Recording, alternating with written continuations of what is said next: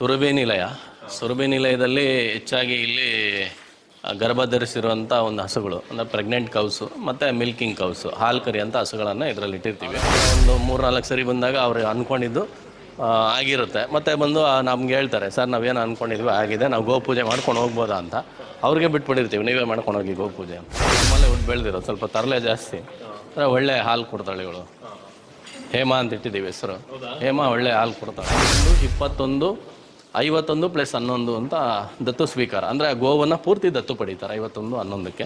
ಮತ್ತು 1,21,000 ಈ ಥರದ್ದೆಲ್ಲ ಶಾಶ್ವತ ಒಂದು ಗೋವನ್ನು ಅವರೇ ತೊಗೊಳ್ಳೋ ಥರ ಒಂದು ವ್ಯವಸ್ಥೆ.